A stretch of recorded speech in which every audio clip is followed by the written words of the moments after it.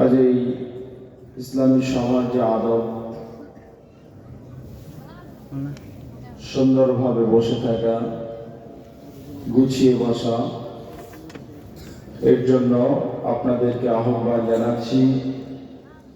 আপনারা সকলে মিলে যে যেখানে বসে আছেন, আমি আপনাদেরকে তাকবীর দেব। প্রথম তাকবীরে আপনারা সকলে দাঁড়াবেন, আমিও আমল করব ইনশাল্লাহ, শুধু আপনাদের করিয়ে নেবে এমন নাই। দ্বিতীয় তাকবীরে আগে আগে আসবেন। মানুষ যদি অল্প, এটা অল্প মনে করছেন, এটাই অনেক। গুছিয়ে বসবেন তৃতীয় তাকবীর। ইনশাল্লাহ রাজি আছি, ইনশাল্লাহ পারবো, ইনশাল্লাহ। একবার তাকবীর দি বলি, লিল্লাহি তাকবীর।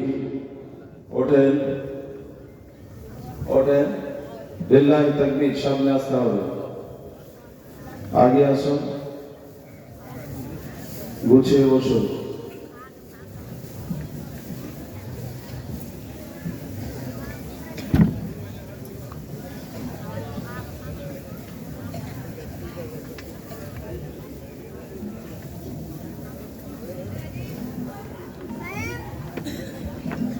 ঠিক আছে।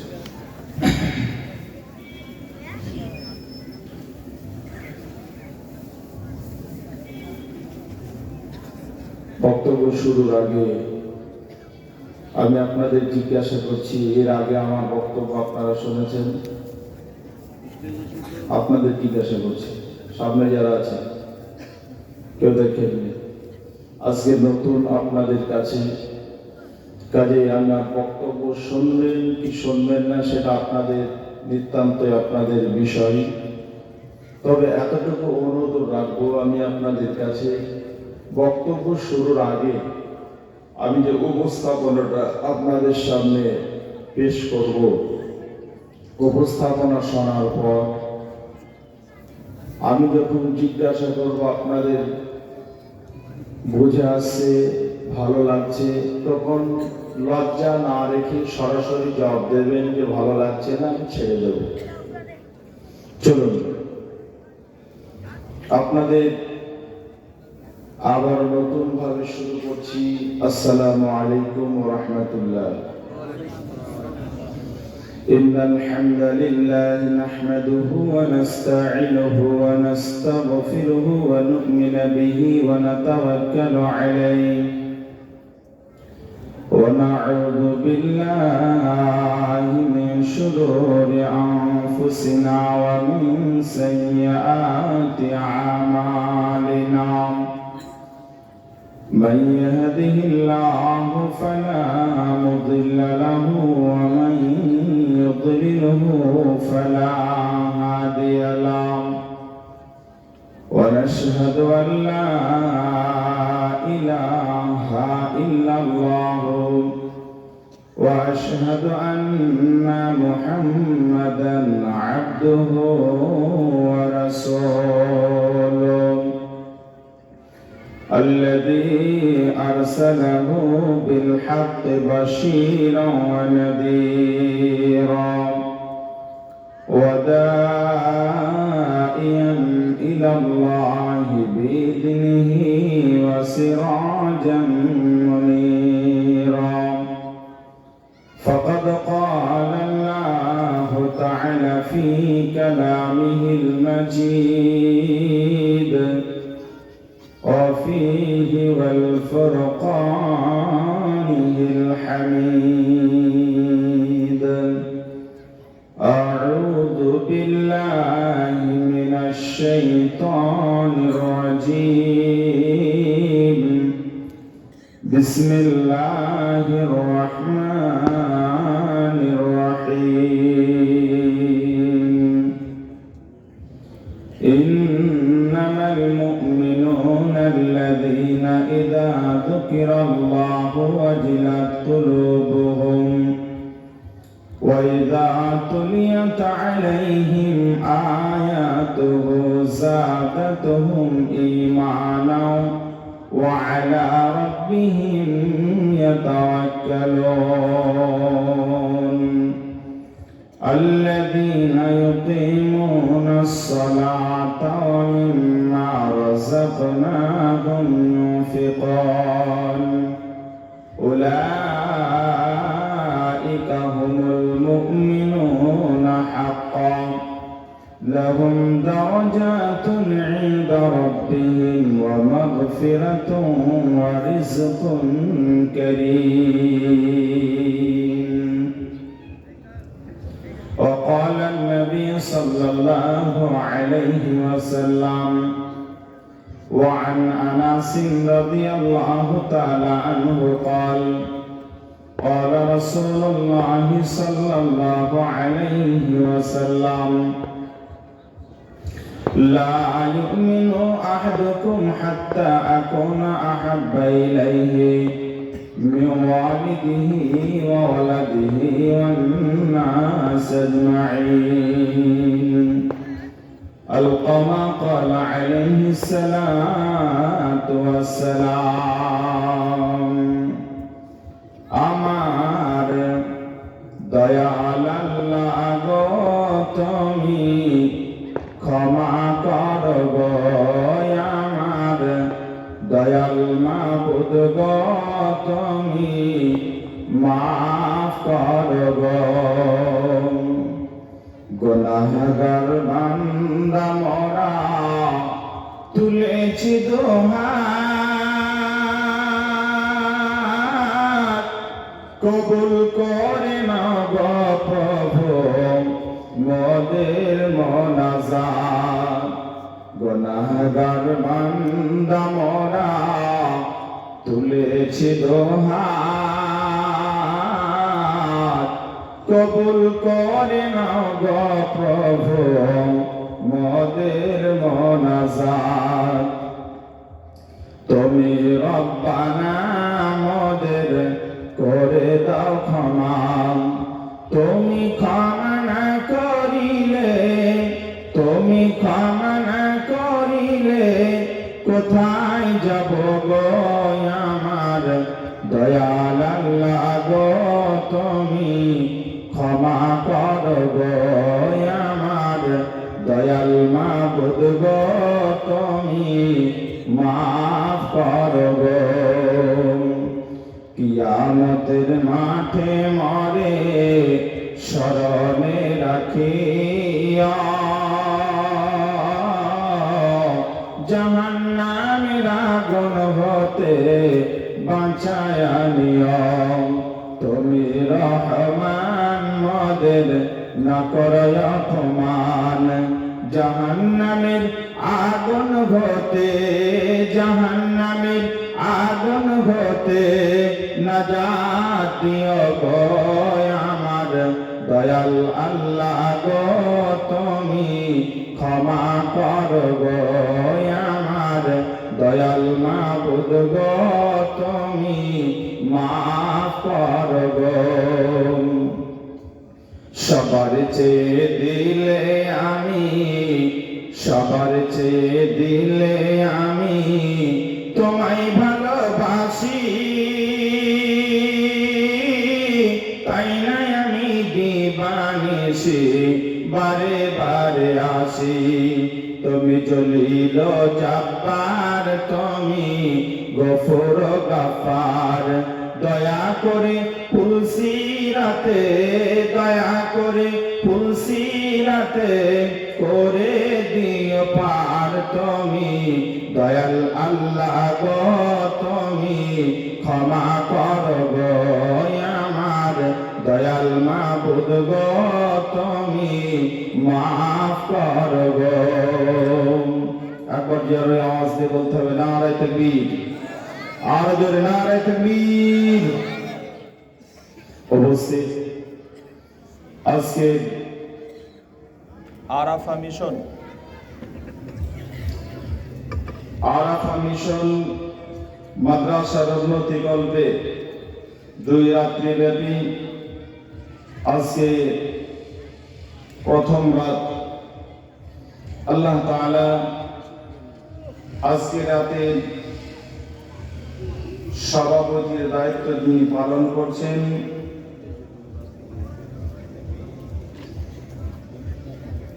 লেখা নেই আজকের সভাপতি আপনারা নির্বাচন করেছেন। আমার শ্রদ্ধেয় ভাইকে আল্লাহ তাআলা ইসলামের জন্য ওমরের মতো কবুল করে নেন, পড়ি আমিন। আজকের এই মাদ্রাসা বা মিশন কেন্দ্রিক যে জলসা, এই সুন্দর প্যান্ডেল, মাইকিং, আজকের এই প্রোগ্রাম, কালকের প্রোগ্রামকে সাফল্যমণ্ডিত করার জন্য এই মাদ্রাসার শিক্ষক কমিটি সহ গ্রামবাসীর যে আবেগময় যে প্রচেষ্টা, কত যে আক্রান্ত পরিশ্রম করেছেন, এই পরিশ্রমকে আল্লাহ তাআলা যেন কবুল করে নিয়ে এরই জরিয়ায় আল্লাহ তাআলা যেন জান্নাত নসিব করেন, পড়ি আমিন। বিভিন্ন এলাকা থেকে যারা আগত, মা বোন সহ আপনারা যারা এসেছেন, আল্লাহ তাআলা আপনাদের গুনাহগুলোকে মাফ করে দিয়ে নেকি দ্বারা পরিবর্তন করে দিন। ফাউলাইকা ইউবাদদিলুল্লাহু সাইয়্যাতিহিম হাসানা। আল্লাহ ভালো নেকির দ্বারা মন্দ কাজগুলো পরিবর্তন করে দেন, পড়ি আমিন। ভাইজান, আমি আপনাদের কাছে নতুন মানুষ, আপনারা আমাকে আজকে দেখছেন, আর আমি আপনাদের এই এলাকাটাতে প্রথম আজকে এলাম। আপনাদের এটা হলো কালিয়াচক থানা, তাই তো? কালিয়াচক থানা, কালিয়াচক থানার অন্তর্গত আপনারা মানুষ। কালিয়াচকের অন্যান্য এলাকাতে গেছি, কিন্তু এই এলাকাতে আমি নতুন, কাজেই আপনাদের কাছে আমি একদম নতুন মেহমান। রাসূলের হাদিস হলো, রাসূলের চরিত্র ছিল, বিশ্বনবী তিনি অমুসলিম কোন মেহমান পেলে তারও তাজিম করেছেন, সম্মান করেছেন। আর আমি তো একজন মুসলিম দিনী ভাই, কাজেই আমি যেহেতু আপনাদের কাছে মেহমান, আমি যা খাওয়ার খেয়েছি, যা রুচি ছিল শেষ করে দিয়েছি। আজকে যেটা আপনাদের কাছে চাচ্ছি মেহমান হিসেবে, মেজবানের কর্তব্য যেটা, সেটা হলো সম্মান রক্ষা করা। আপনারা আমার যথাযথ খেদমত করেছেন। এখন আপনাদের কাছে আমি যতক্ষণ বসতে বলবো, 1 ঘন্টা হোক, 1.5 ঘন্টা যদি থাকেন বলবো, নচেত 1 ঘন্টা বলে আমি বক্তব্য সমাপনী দেব। আপনারা যতক্ষণ থাকবেন ততক্ষণ বলবো, কিন্তু আমার বক্তব্যের ভূমিকায় আপনাদের মূল্যবান সময় থেকে মাত্র 2 মিনিট থেকে 3 মিনিট সময় চেয়ে নিচ্ছি। আমার উপস্থাপনাটা শোনেন, তারপরে বক্তব্যের বিষয়টা আপনার কাছে একদম সহজভাবে আপনি বুঝে যাবেন। আপনাদের এই এলাকায়, কালিয়াচক এলাকা, অনেক মুসলমান বসবাস করেন, কাজেই মুসলিম অনেক আছেন। এই লক্ষ্যে সামনে 26-এ নির্বাচন, মমতা ব্যানার্জি আমাদের মুখ্যমন্ত্রী, উনি ভাবলেন যে মুসলিমদের ভোটেই তো আমি ক্ষমতায় আছি, মানুষ যে যাই বলুক না কেন, কথা ঠিক না ভুল? ক্ষমতায় কিন্তু সবাই ভোট দিয়েছে, কিন্তু সিংহভাগ মুসলমানই ভোট দিয়েছে। আপনার এলাকায় না দিলে অন্যান্য এলাকাতে দিয়েছে। উনি যেহেতু আমাদের মুখ্যমন্ত্রী, উনি ভাবলেন যে আমি মেয়েদেরকে লক্ষ্মী ভান্ডার দিচ্ছি, ছেলেদেরকে যুবশ্রী দিচ্ছি, পদশ্রী, তারপরে আরো কন্যাশ্রী, অনেক প্রকল্প। মানুষ এত প্রকল্প নেওয়ার পরেও আওয়াজ তুলছে, প্রকল্প চাই না, চাকরি চাই। যুবকরা, যুবতীরা বলছে প্রকল্প নয়, চাকরি দাও। স্লোগান চলছে। সামনে নির্বাচনকে মাথায় রেখে শিক্ষিত মহলকে শান্ত রাখার জন্য উনি ঘোষণা দিলেন, কালিয়াচক এলাকাতে যাদের 18 বা 19 থেকে 40 বছরের যত যুবক যুবতী, শিক্ষিত শিক্ষিতা যারা আছে, তাদেরকে আমি চাকরি দেব। তবে অনেক স্কুল যেহেতু ফাঁকা আছে, কাজে আমি সরাসরি হাই স্কুলে এদেরকে জয়েন করাবো। ঘোষণা হলো। এই ঘোষণা অনুযায়ী মানুষ সবাই শুনল, যুবকরা খুব আনন্দ পেল, খুব উদ্যোগ নিয়ে এরা বলছে এবার চাকরি হবে। কিন্তু মুখ্যমন্ত্রী ঘোষণার পাশাপাশি আরেকটা কথা যোগ করলেন। উনি শর্ত দিলেন যে চাকরি তাদেরকেই দেব, চাকরি তারাই পাবে যাদের মধ্যে 5টা গুণ থাকবে। 5টা শর্ত যাদের মিলবে তাদেরকে চাকরি দেওয়া হবে। 5টা শর্ত কি? ভালো করে আমার কথাটা মনোযোগ সহকারে শোনেন। 5টা শর্ত কি? 1 নম্বর শর্ত হলো মাধ্যমিকে 75% নাম্বার থাকতে হবে, উচ্চ মাধ্যমিকে 70% নাম্বার থাকতে হবে, তারপরে বিএ গ্র্যাজুয়েশনে তাকে 65% নাম্বার থাকতে হবে, এবং এমএ যেহেতু মাস্টার হবে, কাজেই মাস্টার হওয়ার জন্য যে সাবজেক্টের উপরে সে লেখাপড়া করেছে, এমএ গিয়ে তাকে 60% নাম্বার নিয়ে পাস করতে হবে। এবং মাস্টার হতে গেলে পারে, প্রাইমারিতে চাকরি করতে গেলে পারে, এবং উচ্চ হাই স্কুলে যদি কেউ চাকরি করে তাহলে তাদের ট্রেনিং এর ব্যবস্থা আছে। ছাত্রছাত্রীকে কিভাবে পড়াবে, কিভাবে তাদেরকে শিক্ষাদান করবে, এজন্য ট্রেনিং এর ব্যবস্থা আছে। বিএড আছে, ডিএড আছে, আছে না নেই? সরকার বলল 5 নম্বরে বিএড থাকতে হবে। শর্ত কয়টা? কথা বলা লাগবে। শর্ত কয়টা? 5টা। 1 নম্বর মাধ্যমিক, উচ্চ মাধ্যমিক, বিএ এবং এমএ আর বিএড। একটা পার্সেন্টেজের কথা বলে দিল। এবার আপনারা বলেন, সবাই কি চাকরি পাবে? যত যুবক যুবতী উচ্চ শিক্ষিতা আছে সবাই কি চাকরি পাবে? পাবে না। কারা পাবে? যাদের 5টা শর্ত মিলবে তারাই কেবল চাকরি পাবে। কিসের বদলতে পাবে? না, সরকার যারা এই 5টা শর্ত যাদের মিলবে, সরকার তাদেরকে একটা অ্যাপয়েন্টমেন্ট লেটার দেবে, জয়েন্ট লেটার দেবে, যার সুবাদে স্কুল যেটা চয়েস করেছে সেই স্কুলে গিয়ে যখন হেডমাস্টারকে দেখাবে, তখন হেডমাস্টার সেটা দেখার পর তাকে বলবে আপনি এখানে সিগনেচার করুন, এটা হলো টিচার অ্যাটেন্ডেন্স খাতা, এখানে আপনি সিগনেচার করুন। সে সিগনেচার করবে, জয়েন্ট হলো। তাহলে জয়েন্ট হলো কিসের সুবাদে? না, সে পাস করেছে এবং 5টা শর্ত অনুযায়ী সে পাস করেছে, আর তাকে পাস করার সঙ্গে সঙ্গে একটা সার্টিফিকেট দিয়েছে, ওই সার্টিফিকেটের বলে সে স্কুলে জয়েন করলো। কথা শুনছেন তো আমার? এবার সরকার বলল এত ছেলে মেয়ে থাকতে মাত্র কালিয়াচক শিক্ষিত এলাকা, এখানকার ব্যবসা বাণিজ্য টাকা পয়সা মানুষের বেশ ভালোই আছে, যথেষ্ট।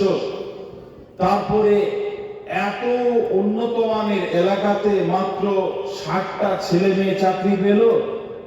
সরকারের যেটা চিন্তাই ছিল না, ভাবনাতেই আসেনি কোনো সময়, এর মাথা খারাপ হয়ে গেল যে আমি চেয়েছিলাম আরো বেশি ছাত্রছাত্রীকে চাকরি দেব, কিন্তু মাত্র 60টা কেন হলো?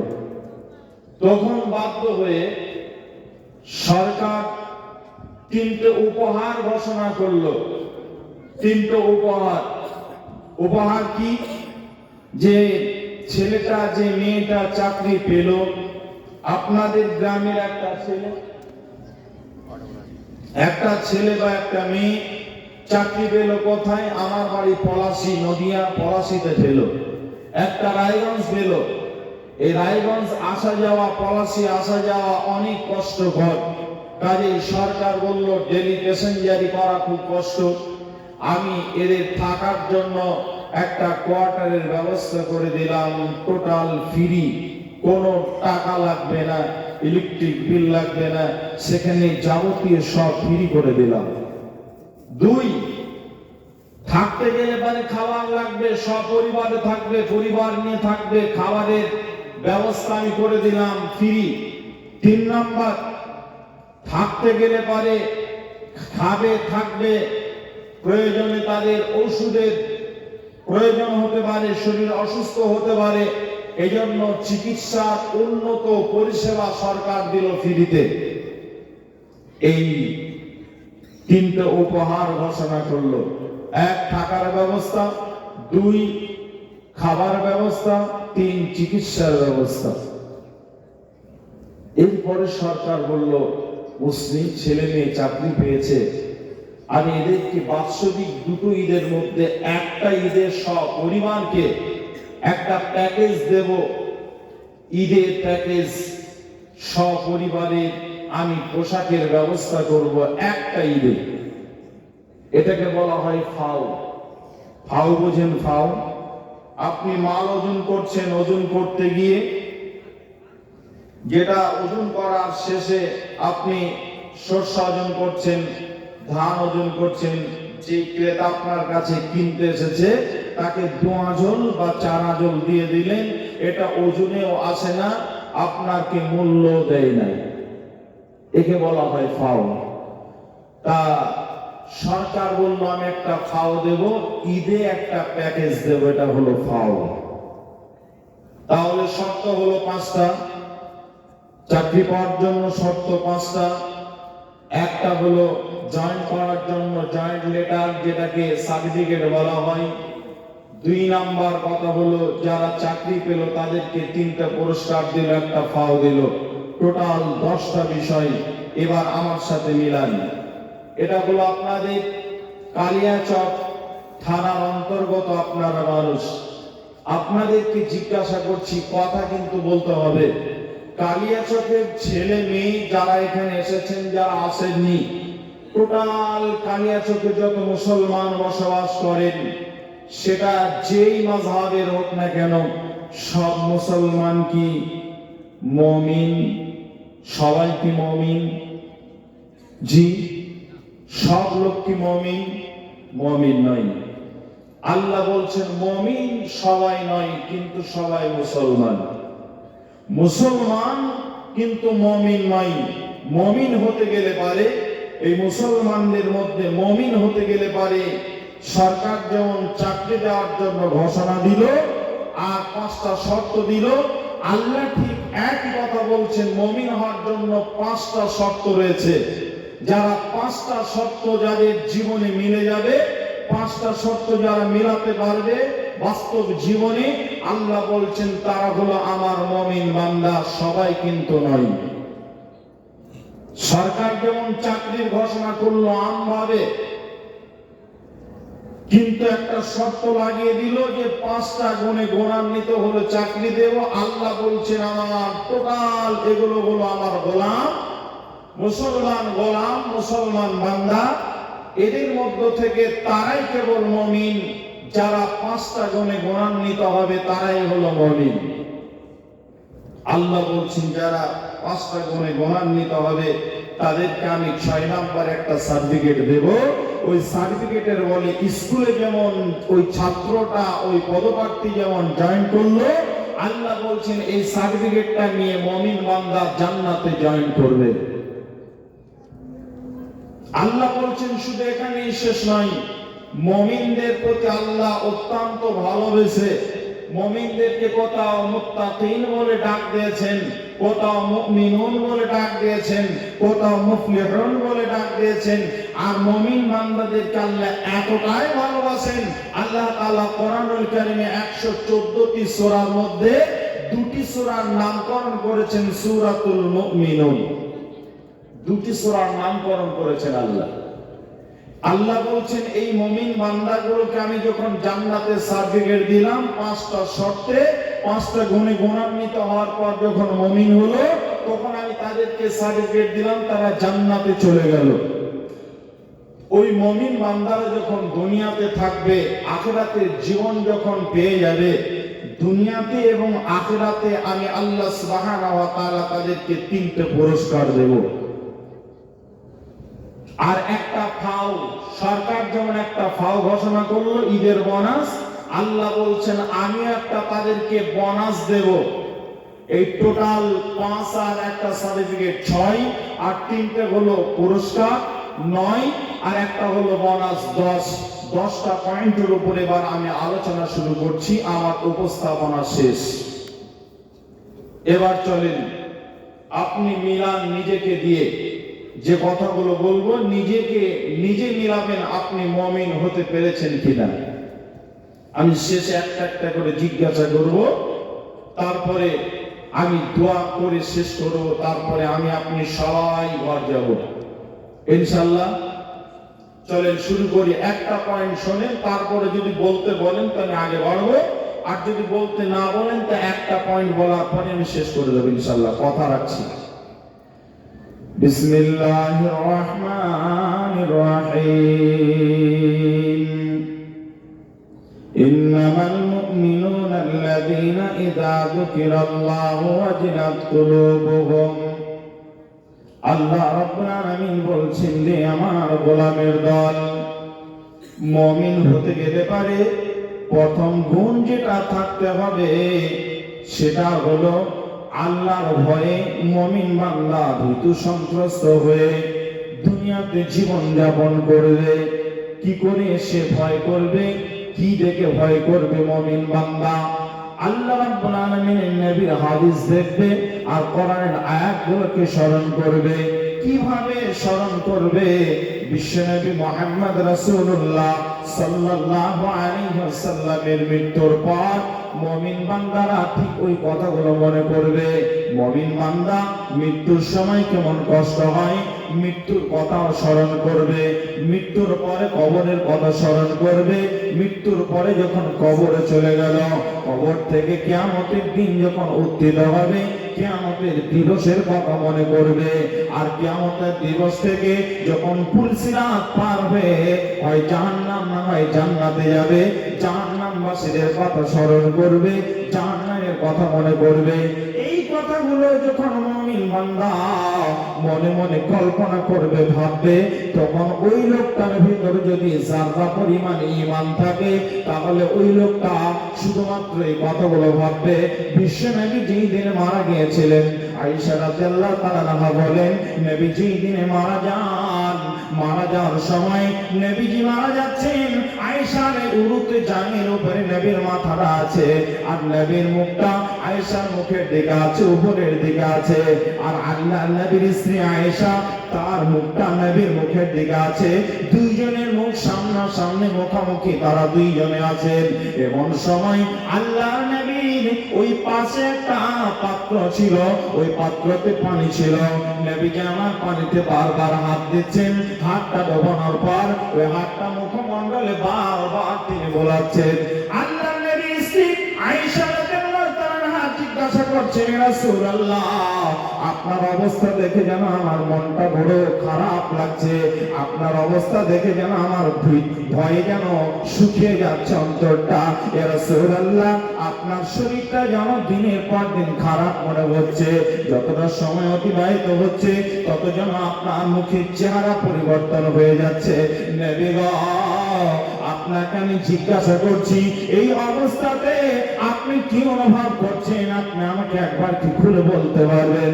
বিশ্বনবী যখন এই কথাটা শুনলেন, আয়েশাকে বলছেন, আয়েশা, এখন আমার কাছে মালাকুল মউত চলে এসেছে, আমি ফেরেশতাদেরকে দেখতে পাচ্ছি, ফেরেশতারা আমাকে দেখতে পাচ্ছে।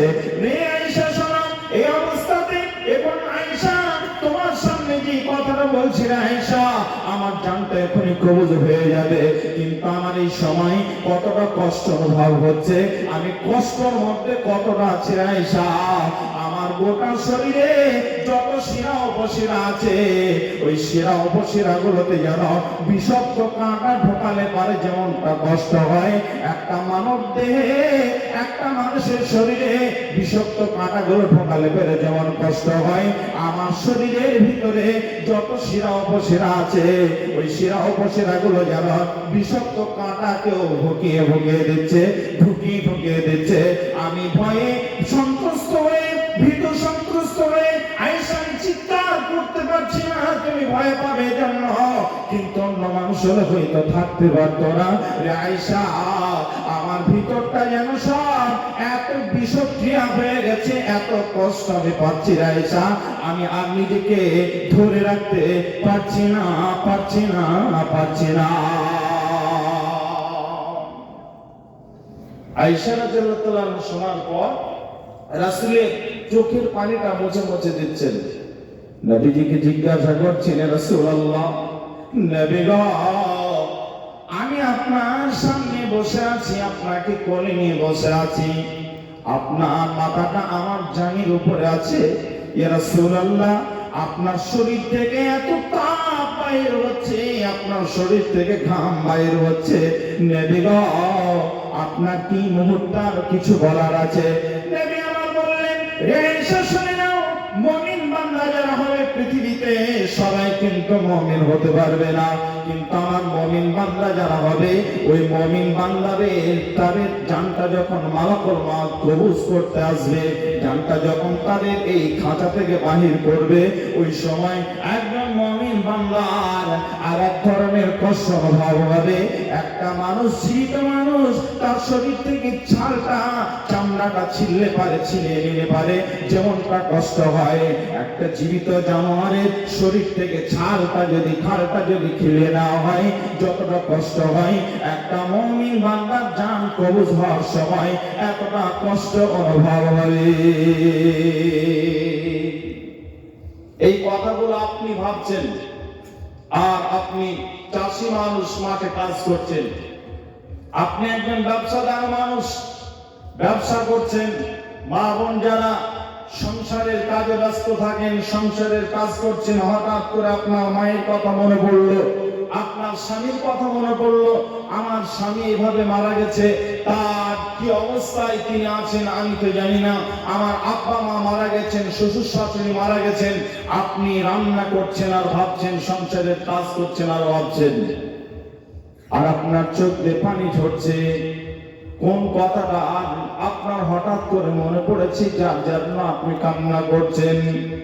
আবু সাঈদের একটা হাদিস আপনার মনে পড়ে গেল, বিশ্বনবী আমার বলেছেন হাদিসটা, মানুষ যখন মারা যায়, মারা যাওয়ার সঙ্গে সঙ্গে তাকে যখন কাফন পরিয়ে দাফন করানো হয়, কবরে রেখে আসা হয়, নবীজি বলছেন, কবরে যখন রেখে আসা হয়, কবরে রেখে আসার পরে ওই মানুষটার কবরে আল্লাহর নবী বলছেন, ইল্লা নাবিয়্যান ওয়া সিদ্দিকান, আল্লাহ তাআলা পবিত্র কোরআনে বলেছেন, ইল্লা নাবিয়্যান ওয়া সিদ্দিকান ওয়া শুহাদাই ওয়া সালিহিন, আল্লাহ তাআলা বলেছেন 4 প্রকার মানুষ ব্যতিরিকে, খাস খাস কি 4 প্রকার মানুষ ব্যতিরিকে প্রত্যেকটা মানুষের কবরে আল্লাহ রাব্বুল আলামিনের খাস আযাব হবে, 5 প্রকারের আযাব হবে প্রতিটা মানুষের কবরে, সেটা নারী হোক চাই পুরুষ হোক, প্রত্যেকটা মানুষের কবরে 5 প্রকারের আযাব হবে।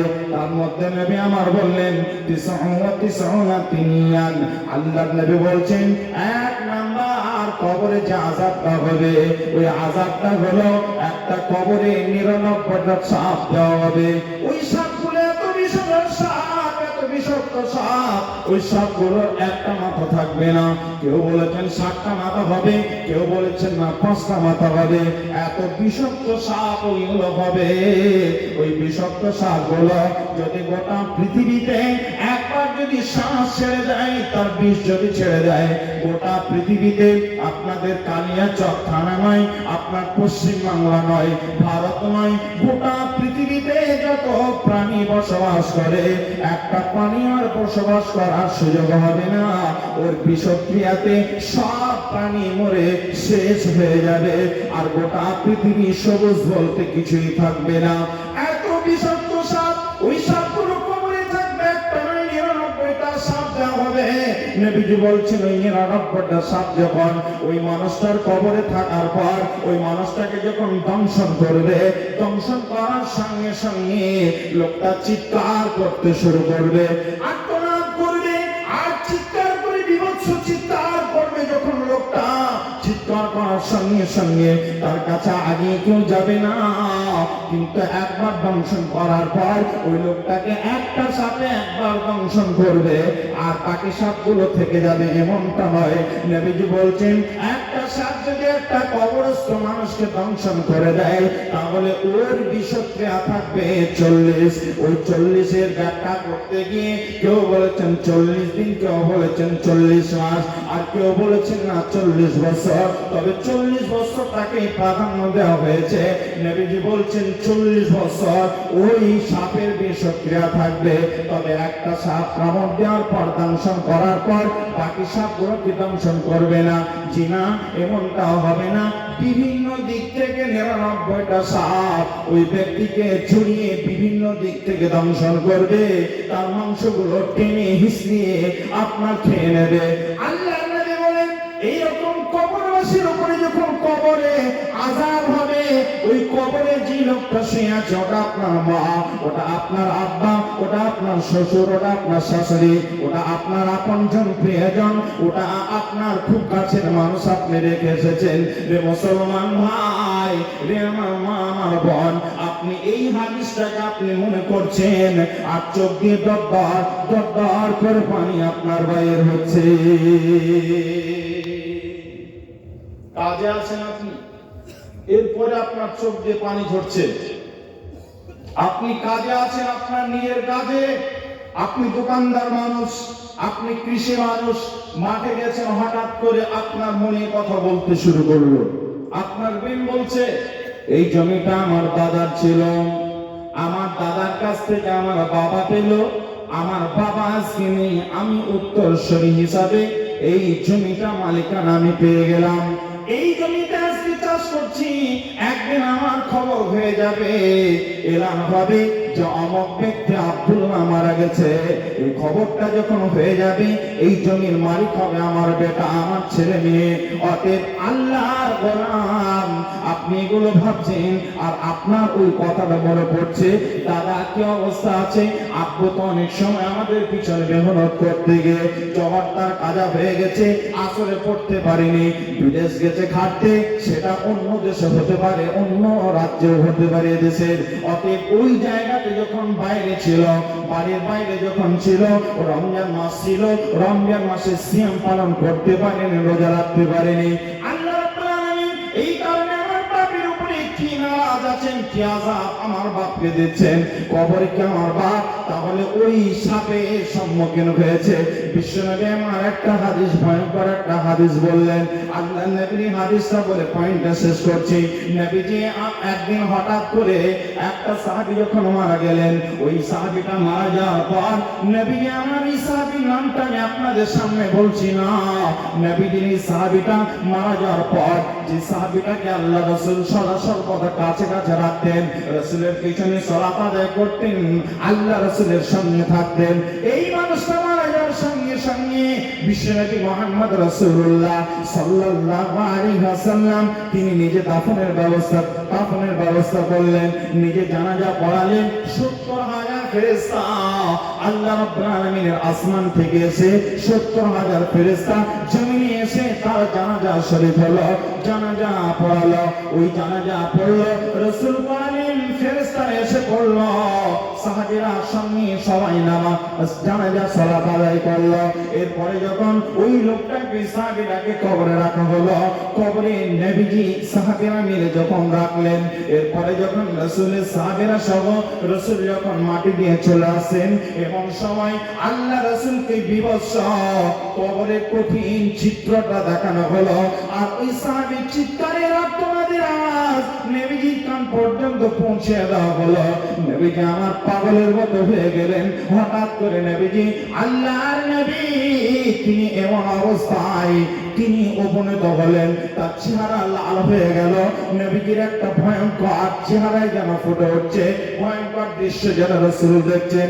এমন সময় সাহাবীরা সবাই দাঁড়িয়ে আছেন, আল্লাহর নবীর অবস্থা দেখে অন্যান্য সাহাবীরা পর্যন্ত নবীজির সামনে বলছে রাসূলুল্লাহ, আল্লাহ নবী ওই সময় কোনো কথা বলতে পারলেন না।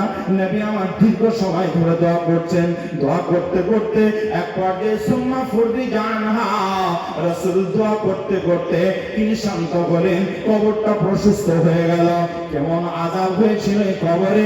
নবীজি সাহাবীরা জিজ্ঞাসা করলেন, রাসূলুল্লাহ, নবী গো, আপনি কিসের জন্য হঠাৎ করে আপনার এই অবস্থা হলো? নবীজি বললেন, রে আমার সাহাবীরা, তোমরা যেটা দেখো না আমি সেটা দেখতে পাই, তোমরা যেটা শোনো না সেটা আমি শুনতে পাই। তবে একটা কথা শুনে নাও, খাস করে আজকের এই কবরস্থ ব্যক্তির ব্যাপারে একটা কথা তোমাদেরকে বলে যাই।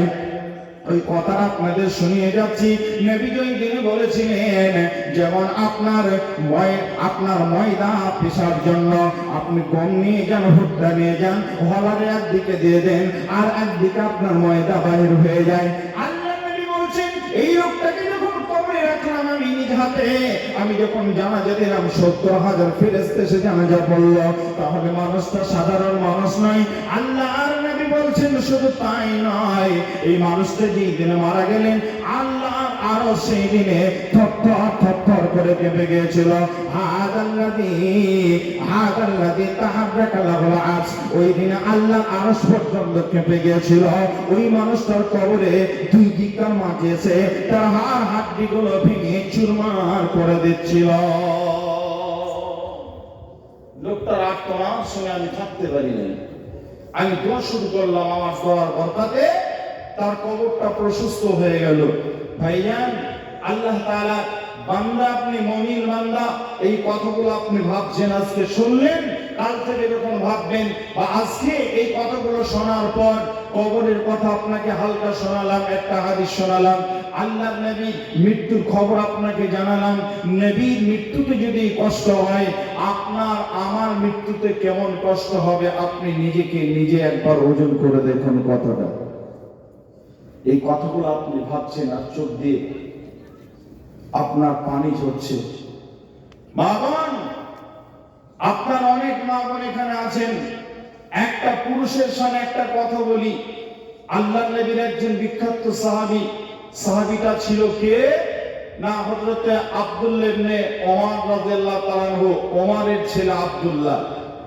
যখন আযান হতো মসজিদে আযান শোনার পর যখন আযান তার কানে পৌঁছাতো, তিনি এমন ভাবে কান্না করতেন আর মুখ লাল হয়ে যেত, চেহারা লাল হয়ে যেত। আল্লাহর নবী অন্যান্য সাহাবীরা জিজ্ঞাসা করতেন, ভাই আব্দুল্লাহ, তুমি আযান হলে এভাবে বাচ্চা ছেলের মতো কান্না করো কেন? তোমার চেহারার এই অবস্থা কেন? তখন সাহাবীরা জিজ্ঞাসা করার কারণে তিনি বলতেন, ভাই, আমি আল্লাহর গোলাম হিসেবে যখন আল্লাহর ঘরের এই আযানের ধ্বনিটা শুনতে পাই, তখন আমার মন বলে, আমার এটাই হলো শেষ আযান, আমি এটাই শেষ সালাতের জন্য যাচ্ছি, শেষ সিজদা দিচ্ছি, আমি আর হয়তো দ্বিতীয়বার নামাজ পড়ার সুযোগ পাবো না। এজন্য আমি ভয়ে ভীতু সন্ত্রস্ত হয়ে এভাবে কান্নায় জড়সড় হয়ে যাই। একজন আব্দুল্লাহ বিন ওমর, এত বিখ্যাত সাহাবী, রাসূলের পাশে থাকতেন সদা সর্বদা, যাদের জীবনে গুনাহ বলতে ছিল না, গুনাহ করতে গেলে পারে খুব ভয় পেতেন, আর গুনাহ হয়ে গেলে পারে সঙ্গে সঙ্গে কেঁদে মাফ করে নিতেন। সেই সাহাবীদের খবর আপনাকে বলছি। আর একটা হাদিস আপনাদের বলে যাই, হাদিসের হুকুমটা হলো যায়ীফ। তারপরেও বলছি কেন না, এই কারণে বলছি যে আপনার এখান থেকে উপকৃত হবেন, এটা আমলের কিছু নেই, এই জন্য যায়ীফ হলেও আপনাদের কাছে বর্ণনা দিচ্ছি, মা বোনদের উদ্দেশ্যে বলছি। হাদিসটা কি আমি আপনাদেরকে জিজ্ঞাসা করছি, ছেড়ে দেবো নাকি? খারাপ লাগছে? কথা বুঝতে পারছেন? বাদাম খাবেন? বাদাম বুঝেন? রাত জাগিয়ে পারে যারা রাত জাগে তারা বাদাম চাই, যে বাদাম খাবো, শরীরে ঘুম যেটা আসছে সেটা ঘুম কেটে যাবে, না হলে লাল চা খাবো আদা দিয়ে, তাহলে ঘুম কেটে যাবে। এটা চাই মানুষ, ঘুম পেলে পরে চাই। তা বাদাম কি খাবেন? রাতের বাদাম বক্তব্য চলছে, মাঝে মধ্যে বাদাম বলতে এরকম, আমি যেটা বুঝি, নাস্তিকতা নিপাত যাক, দ্বীন ইসলাম জিন্দাবাদ, নাস্তিকতা নিপাত যাক, দিন ইসলাম জিন্দাবাদ, কোটি প্রাণে একই আওয়াজ। খোদাত্রহী ছাড় পাবে না, এই দেশেতে ঠাঁই হবে না, মুসলমানরা জেগেছে আজ। জোর কদমে সামনে চলো, বজ্রকণ্ঠে আওয়াজ তুলো, সবাই মিলে একই সুরে দানা স্লোগান, নারায়ে তাকবীর। সবাই মিলে নারায়ে তাকবীর আওয়াজ দিতে হবে, জোরে বলে নারায়ে তাকবীর। আপনাদের থানা হলো, এটাকে বলা হয় দ্বিতীয় পাকিস্তান, বুঝেন? হাতি জানে না তার ওজন কত, বুঝতে পারছেন কি পারছেন না? হাতি জানে না তার ওজন কত, এই জন্য একটা ছোট্ট শিয়াল এসে তাকে ধাক্কা দিতে চায়।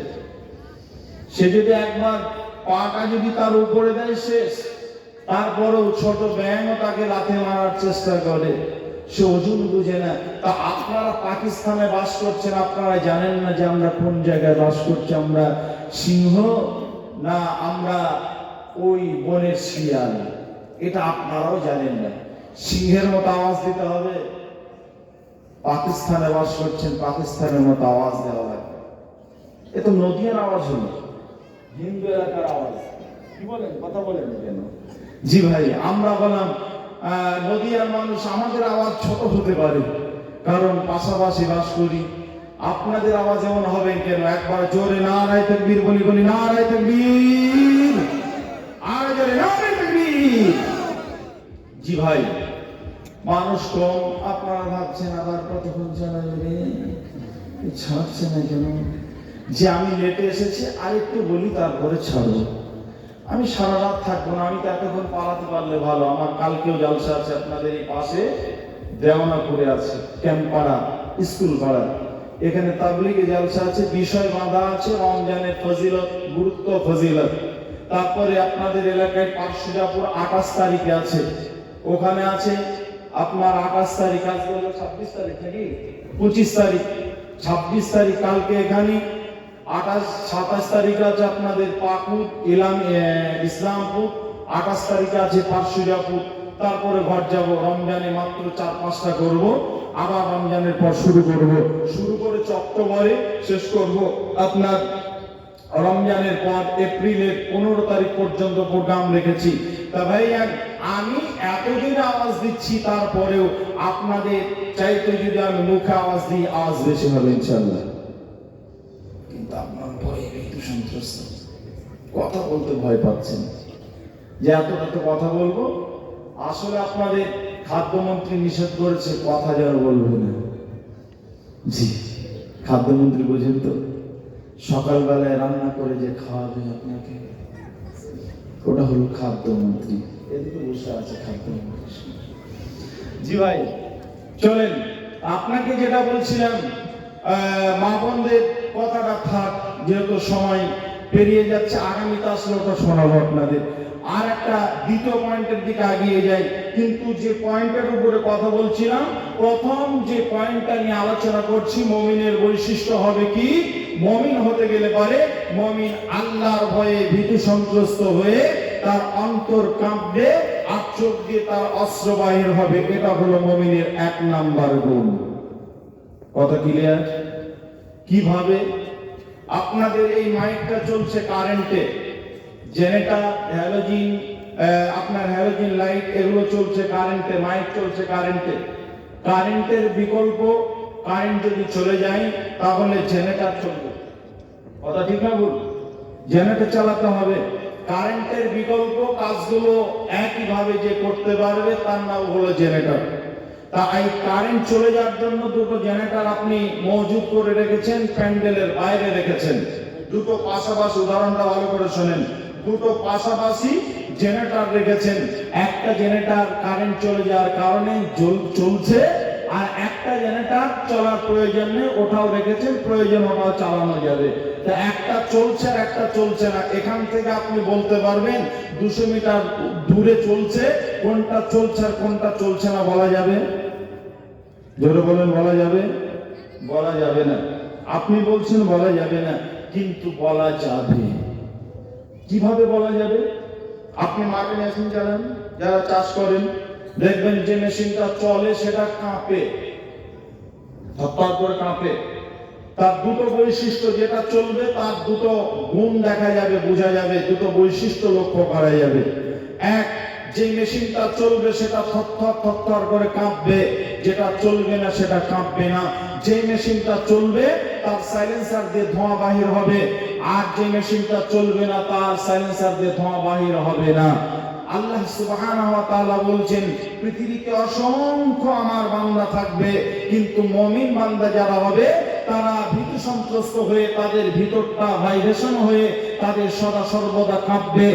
আর যেই বান্দাগুলো আল্লাহর প্রকৃত মুমিন হতে পারেনি, ওই লোকগুলোর অন্তর কাঁপবে না, যাদের কাঁপবে।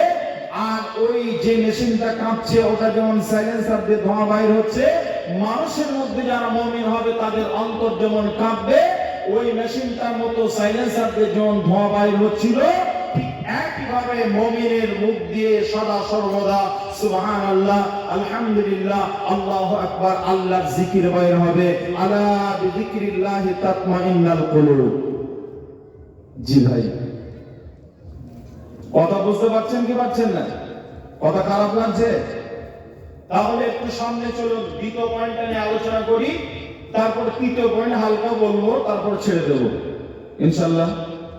জি ভাই, কারণ আমি উঠেছি অনেক লেটে, ছাড়বো খুব লেটে, এটা আমি চাচ্ছি না। আগামীকাল আবার এখানেই প্রোগ্রাম হবে, আগামীকাল মানে আজকেই। জি, 12টা তো বেজে গেছে, আজকেই প্রোগ্রাম হবে। কাজে আমি ছিলাম আপনাদের 25 তারিখের বক্তা, আজকে 26 তারিখ, কেন বকবো? আবার 26 তারিখে যেদিনে ডাকবেন সেদিনে বকবো। 25 তারিখ পার হয়ে গেছে, 26-এ এটা বলছে, এটা আমি অফার আমার ছেড়ে দিলাম আপনাদের কাছে, অফার দিচ্ছে এখন। জি, এটা হলো পাও। চলেন দ্বিতীয় পয়েন্ট কি? বিসমিল্লাহির রহমানির রহিম। ওয়াইদা তুলিয়াত আলাইহিম আয়াতুহু যাদাতুহুম ঈমানা ওয়া আলা রাব্বিহিম ইয়াতাওয়াক্কালুন।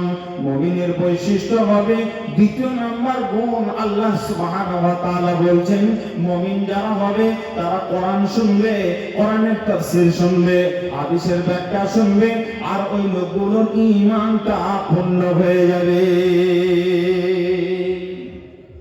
আপনাদের গ্রামের একটা ছেলেটার নাম খলিলুর রহমান। তা আপনাদের গ্রামের এই ছেলেটা কালিয়াচক বাজারে সে একটা ওই পুরাতন ব্যাটারিগুলো সারার জন্য কোথাও শিখে এসেছে, যে একটা দোকান খুলেছে, দোকানের নাম দিয়েছেন পুরাতন ব্যাটারি রিপেয়ারিং এর দোকান। কথা বুঝছেন কি বুঝছেন না? তা আপনাদের গ্রামের খলিলুর রহমানের দোকানের পাশ দিয়ে একটা মোটা মুষ ছেলে, ওই ছেলেটা দোকানের সামনে দিয়ে যাচ্ছে, আর ওর হাতে একটা এরকম প্লাস্টিকের পানির 2 লিটারের বোতল আছে, ফাঁকা, পানি নেই। তো মোটা মুষ ছেলেটা জিজ্ঞাসা করছে, খলিলুর রহমান ভাই কি করছো? তখন এই মেকানিক ছেলেটা বলছে, যে যদি বলি যে আমি রিপেয়ারিং করছি তাহলে এ কথা বুঝবে না। তখন সরাসরি বলছে আমি প্লাস্টিকে কারেন্ট ভরছি। আচ্ছা বলেন, কথা কি অন্যায় বলেছে? কারেন্ট তো ভরছে। ও তখন বলছে, আমার এই 2 লিটার বোতলটায় তুমি 2 লিটার কারেন্ট ভরে দাও, 2 লিটার কারেন্ট ভরে দাও। ও বলছে, তোর এই বোতলে কারেন্ট ঢুকবে না রে ভাই। তো বলছে, ঢুকবে না মানে? এটাও প্লাস্টিক, ওটাও প্লাস্টিক, ওটায় যদি কারেন্ট যায় এটা যাবে না কেন? ও বলছে, এটাতে ঢুকবে না। তখন বলছে, ঢুকবে কি ঢুকবে না দেখবা। একটা ছোট্ট ইট ছিল, ইটটা হাতে করে ভাত তুলে বলছে, দেখবা চাপাবো। তখন এ দেখছে মার খেয়ে লাভ নেই, বলছে 1 সপ্তাহ পর দেখা করিস। 1 সপ্তাহ পর যখন গেছে, নেগেটিভ পজিটিভ তার ওই বোতলের ভিতরে, খালি বোতলের ভিতরে ঢুকিয়ে রেখে সুইচটা অন করে রেখেছে। এবার 1 সপ্তাহ পর যখন গেছে, তখন বলছে, ভাই এদালে মুখটা লাগিয়ে দিয়ে, সিপিটা লাগিয়ে দিয়ে, বলছে তোর 2 লিটার কারেন্ট নিয়ে চলে যা। আচ্ছা বলেন, একটু কি ঢুকবে? কথা বলেন না কেন? ঢুকবে? ঢুকবে না। কেন না? ওর ভিতরটা বৈজ্ঞানিক প্রসেসে যে ধারণ ক্ষমতা সেটা নেই, ভিতরে কোনো মাল নেই, ভিতরটা ফাঁকা, এজন্য কারেন্ট থাকবে না।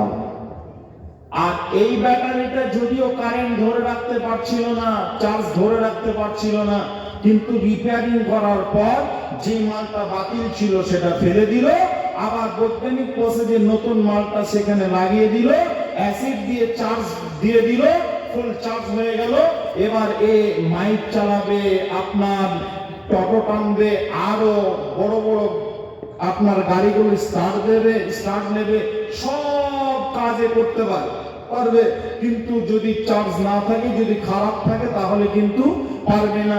ওই খালি বোতলটা যেমন কোনো কাজ দেবে না, ঠিক একইভাবে আল্লাহ সুবহানাহু ওয়া তাআলা বলছেন, আমার মুমিন বান্দা যারা, তাদের ভিতরটা তৈরি হয়ে আছে, আর যারা মুমিন নয় তাদের ভিতরটা ওই খালি বোতলের মতো সারা রাত 24 ঘন্টা নয়, 24 বছর যদি চার্জে ফেলে রাখা হয়, তারপরে চার্জ যেমন একটা পয়েন্টও ঢুকবে না, ঠিক একইভাবে মুমিনদের গুণ আল্লাহ সুবহানাহু ওয়া তাআলা বলছেন, মুমিনরা কোরআন আর হাদিস শুনলে পারে তারা ফুল চার্জ হয়ে যাবে। কেমন? একটা ঘটনা আপনাদের শোনাই। আল্লাহর নবী মুহাম্মদ রাসূলুল্লাহ সাল্লাল্লাহু আলাইহি ওয়াসাল্লাম সাহাবীদের নিয়ে যখন কোন কাজ নিতেন, সাহাবীদের দ্বারা যেমন বড় বড় কাজ ছিল, যুদ্ধের ময়দানে সাহাবীদেরকে যখন প্রস্তুত করতেন, বিশ্বনবী আমার যুদ্ধের ময়দানে প্রস্তুত করার সময় নবী আমার সাহাবীদেরকে উদ্বুদ্ধ করতেন, কোরআন আর হাদিসে চার্জ করতেন, কোরআন আর হাদিসের বক্তব্য রেখে তাদের চার্জ করতেন। নবী আমার এক যুদ্ধের ময়দানে মুতার প্রান্তে বিশ্বনবী আমার 3 জনকে সেনাপতি তৈরি করার জন্য সাহাবীদেরকে সকলকে ডেকেছেন, সবাই সামনে বসে আছেন মসজিদুন নববীতে। বিশ্বনবী আমার এক এক করে ডাক দিলেন, যায়েদ তোমাকে আমি 1 নম্বরে সেনাপতি বানালাম, তোমার অবর্তমানে 2 নম্বর জাফর বিন আবু তালেব তোমার দায়িত্ব পালন করবে, তাকে 2 নম্বর সেনাপতি বানালাম। 3 নম্বরে আব্দুল্লাহ বিন রাওহা তোমার অবর্তমানে সে তোমার দায়িত্ব পালন করবে।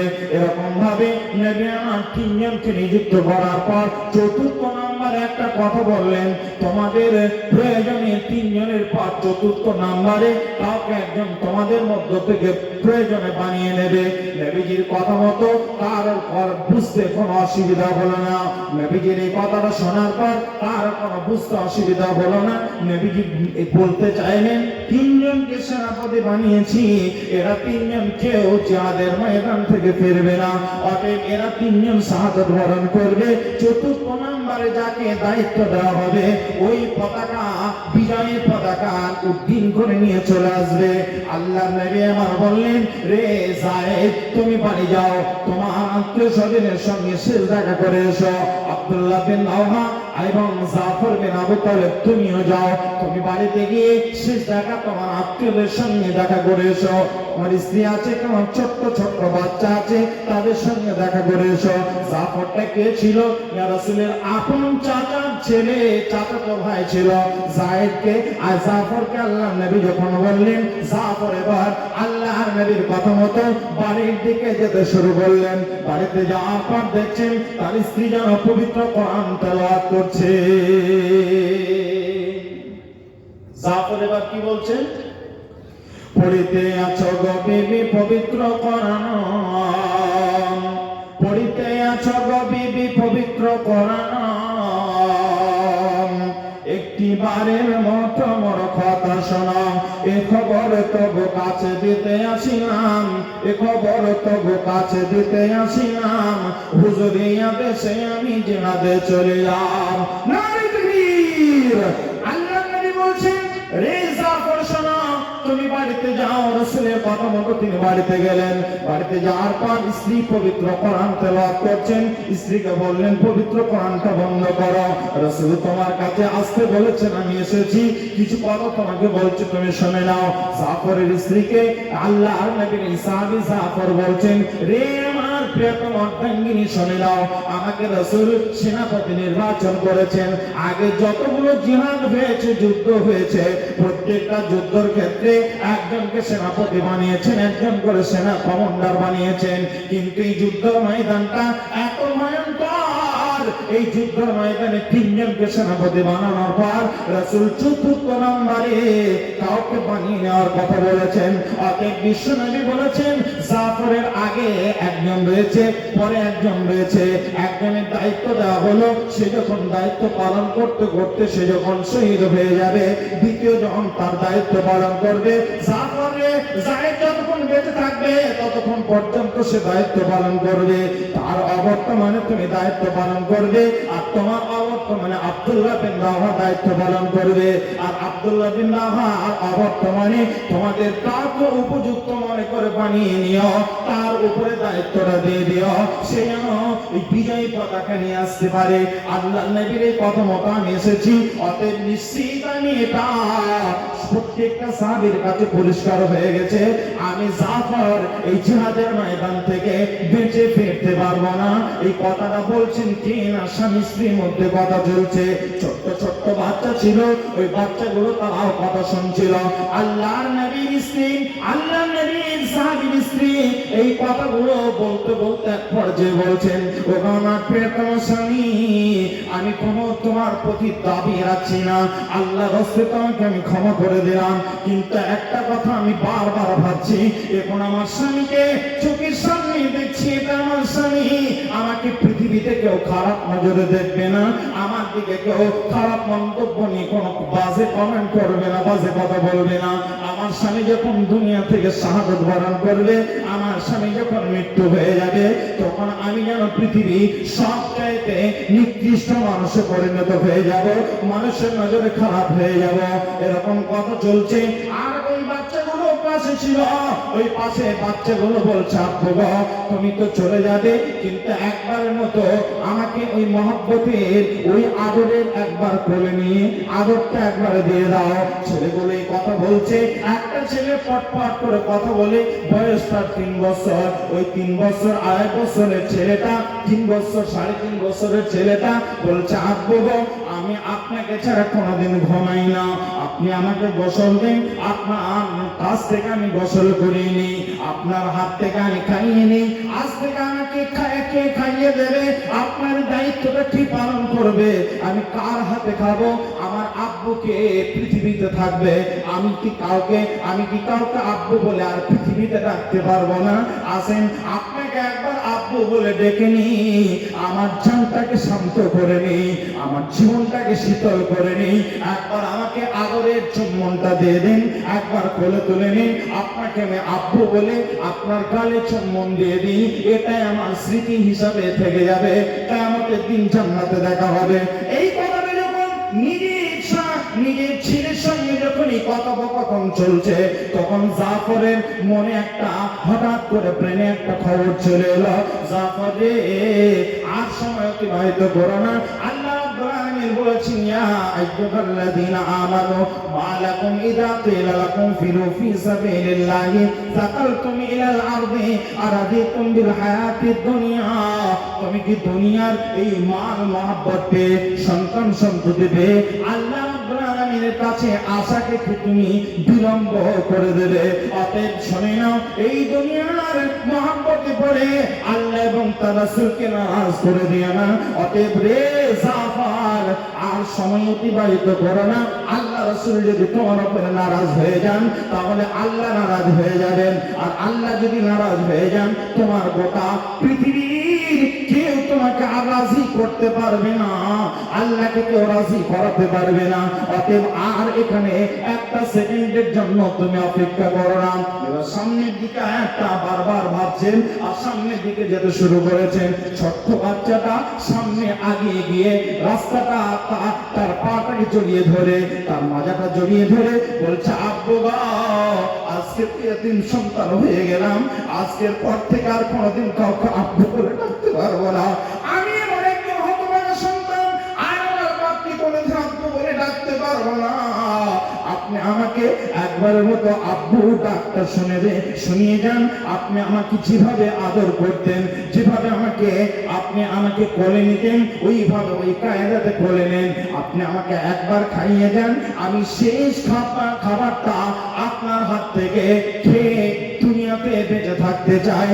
এই কথা যখন বলছেন, জাফরের চোখ দিয়ে দর দর দর দর করে পানি ঝরছে। জাফর সামনে কিছুই দেখতে পাচ্ছেন না, শুধু কান্নার কারণে সামনে রাস্তা তিনি দেখতে পাচ্ছেন না, এত কান্না করছেন। এরপরে জাফর আস্তে আস্তে সামনের দিকে যাচ্ছেন, আর বেটাকে বলছেন, বেটা তোমার মাকে রেখে গেলাম, আল্লাহ তাকে সুস্থ রাখুন, তার হাত থেকে তুমি খাবে, তার কাছ থেকে তুমি গোসল করিয়ে নেবে, তার কাছে তুমি ঘুমাবে রে বেটা, আর কোনদিন তোমার বাপকে দেখতে পাবে না। আজ থেকে তোমরা এতিম সন্তান হয়ে গেলে, আজ থেকে তোমরা বাপ হারা সন্তান হয়ে গেলে। জি ভাই, কত নেই মানে আপনার ভোল্টেজ থাকতে পারে, এমন কথা ছেলের সঙ্গে বলতে পারে, স্ত্রীর সঙ্গে বলতে পারে। বিশ্বনবীর সামনে গেলেন জাফর, বিশ্বনবীর সামনে গিয়ে দরদর করে কান্না করছেন, চোখ লাল হয়ে আছে, পানি ঝরছে চোখ দিয়ে, পানি যেন নদীর মতো বয়ে চলে যাচ্ছে। জাফরের অবস্থা দেখে আল্লাহ নবী কাঁদছেন আর বলছেন, জাফর রে আমার চাচাতো ভাই জাফর, তোমার অবস্থা দেখে আমি বুঝতে পেরেছি তোমার ওই বাচ্চাগুলো এত মহব্বতের বাচ্চা, ওই বাচ্চাগুলোকে রেখে আজকে আমার একটা 3 বছরের বাচ্চা আছে, আমি যখন বাড়ি থেকে বাইরে এসেছি তাকে ঘুম পাড়িয়ে চলে এসেছি, আবার যখন যাব তখন যদি ঘুমাতে যায় আমি ঘুমিয়ে থাকলে উপরে সে খেলবে, সে বলবে আব্বু গো তোমার সঙ্গে জালসায় যাব, তুমি যেখানে যাবে সেখানে নিয়ে চলো। আমার যদি হয় তাহলে জাফরের এই অবস্থাই ছিল। বন্ধুরা আমার, নিজেকে একবার ভাবে, নিজের দিকে ওটা লাগান। মা বোন, আপনার ক্ষেত্রে যদি এমনটা হয়, আপনার স্বামী যদি কথা বলে আপনাকে, আপনার অবস্থাটা কেমন হবে?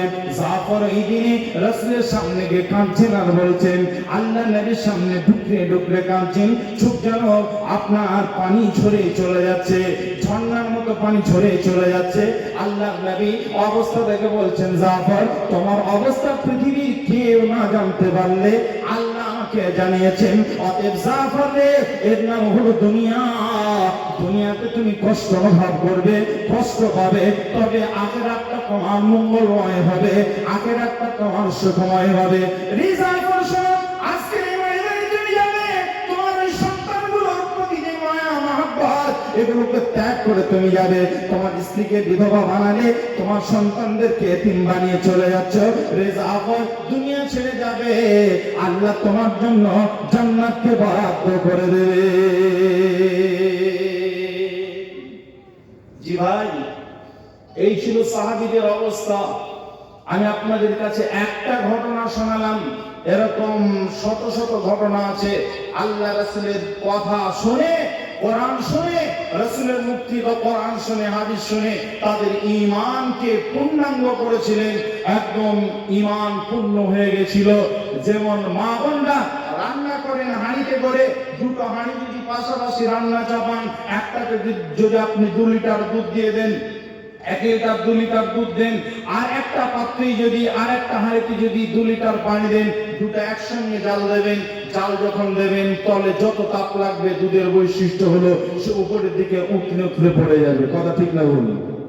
আর পানির বৈশিষ্ট্য, যত তাপ পাবে তত বাষ্প হয়ে পানিটা এক পর্যায়ে শুকিয়ে যাবে।